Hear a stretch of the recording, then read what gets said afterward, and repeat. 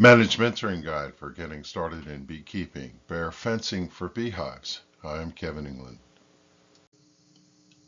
A quick aside about what we're going to cover in this lesson, some background on black bears and how that relates to beehives, some bear fence basics, getting you acclimated to the bear fencing system. A bear fence is only as good as the maintenance that you keep to keep it operational. And we'll talk about some resources on how to go learn how to build bear fences. And we wouldn't leave the lesson without giving you a little bit of information about what to do if you encounter a bear. Before we begin, I want to talk about a short disclaimer. Hopefully it's evident in this courseware that most of the things that I'm teaching you I know from direct first-hand experience. If I'm teaching it, then 99% of the time I've done it and have comfort in relaying the experience to you. When it comes to bear fence, I'll say right up front, I don't own a bear fence. I have never built a bear fence. And I would not profess that I have any expertise other than to parrot information to you that I've learned from others. Much of this presentation has come by my research on the topic.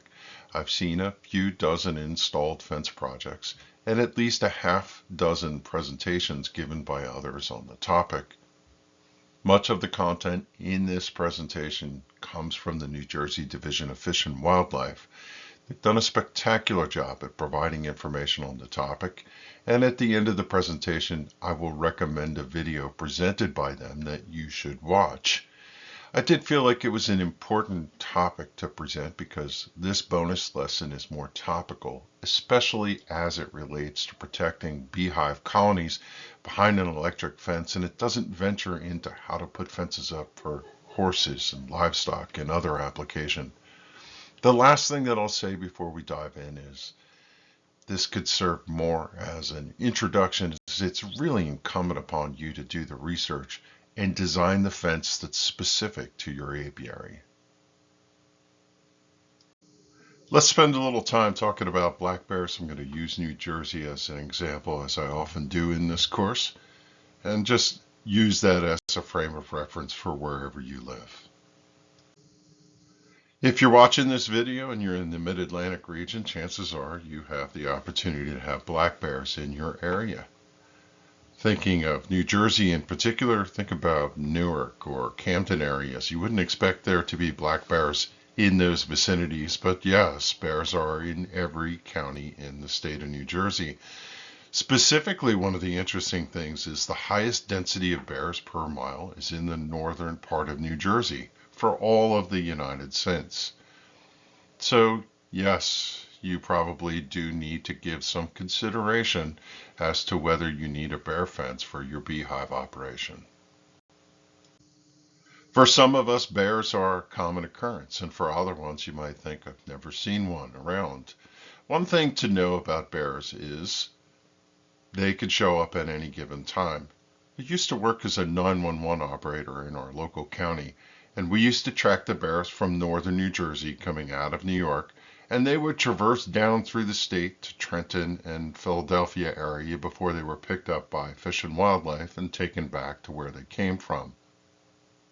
That being said, maybe a bear is nearby to you and they have an incredible sense of smell. They can smell a beehive from far away, and if they're hungry, they may potentially come in for a meal. Most are active, as it says, during sunrise and sunset, and they like to traverse in areas that have a lot of cover. What we typically saw is they follow rivers or places that have outcroppings where they can hide, and also that provide a lot of food for them.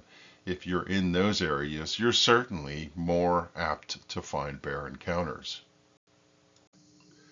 These are broad generalizations, but they do kind of hold true when you think about the way the bear works. It is often on the move for food and water, and in that case, it's working through cover, and one of the recommendations is keep your hives and or anything that you do not want the bears to get access to out in the open. They tend to work from cover, and if you've ever seen one operate, they go out, source whatever it is they're looking for, and bring it back to cover in order to consume it. Keep your hives out in the open, and that fits right with our recommendations that you keep your hives in full sun. There are several methods to protect beehives. Sometimes people put them in buildings. Sometimes they put them in fenced enclosures. Think of a dog pen or something like that. But the most common approach that people take is to set up bear fencing, electrical fence. And we're going to talk about how to go about that, the basics of it, in the next couple slides. In a roundabout way, it's kind of odd to think that an electric fence would be effective for a bear. The fact is, if they turned around and backed through the fence, they could take the shock through their fur and push right through with the girth and size that they are. However, bears typically, when they encounter a fence and it's baited properly, get a shock and they learn.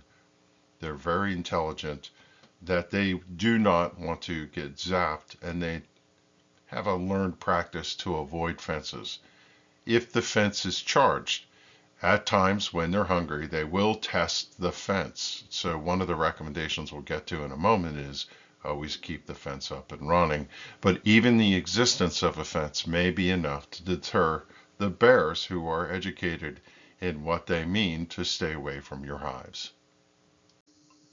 The premise of a bear fence is you have an electric charge coming from an energizer through the fence wires, and it is hooked to the ground that goes down into the soil below the surface and makes contact with groundwater. As the bear walks through and connects to the fence, they are grounded to the dirt and soil, and through the moisture, it goes back to the energizer and delivers a shock. Sometimes the best way to grasp a concept is to see a picture of it. I'm going to do something unconventional here. I'm going to start from right to left. The first thing you'll note is that they have representations of baiting the fence with bacon strips, or you could use tins with peanut butter or some other means. I want to call to attention that the fence posts are suggested to be 8 foot to 12 foot apart from each other. Going further left, right about the center down on the bottom, is the grounding rod.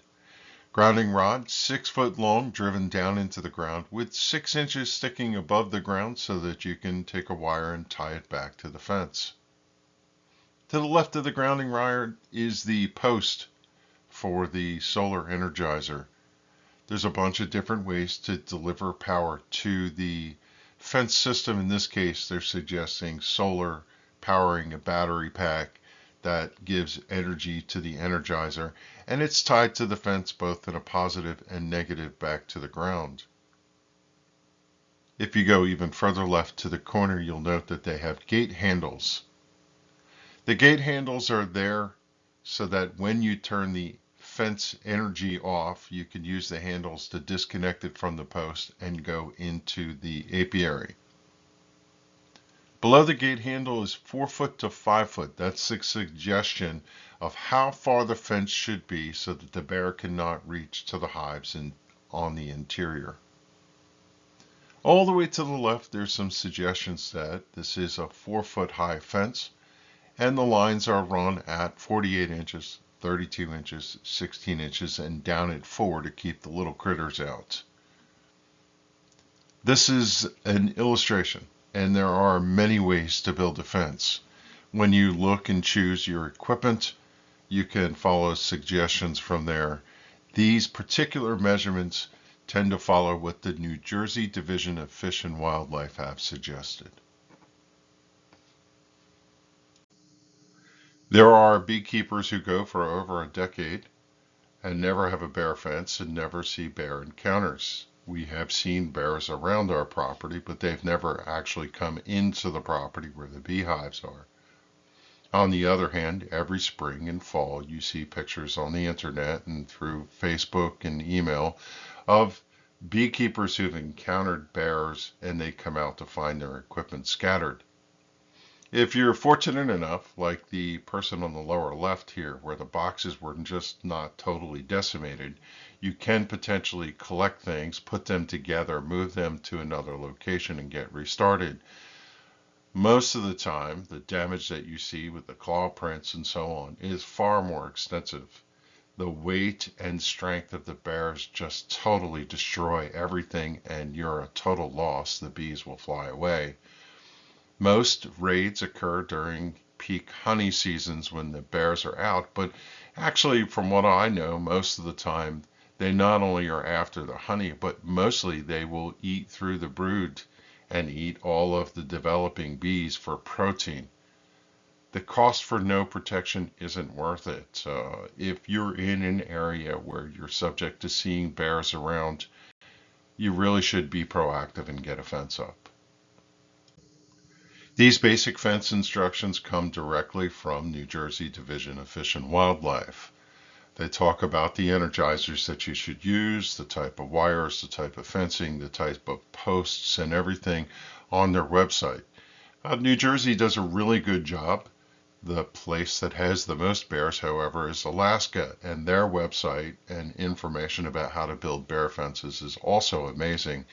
At the end of this presentation, we'll tell you some places to look, including those places that have the most bear populations and tend to give good information to beekeepers seeking information about how to actually build the solution and design the fencing systems.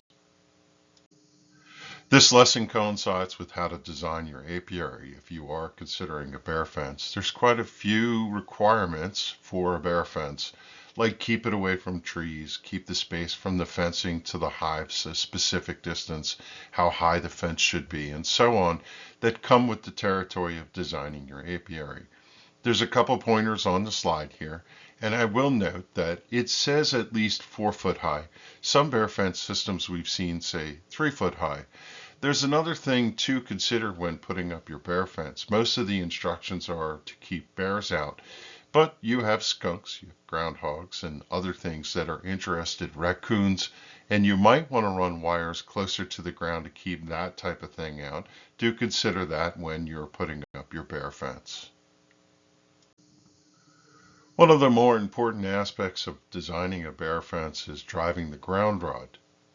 A typical recommendation might be to take a 6-foot pole and drive it down through to the soil that's going to remain wet all year long, even in those summer months where the ground dries out. For some of us, that's easier said than done. If you live where we are, where there's shale under the ground, you're not going to get very far.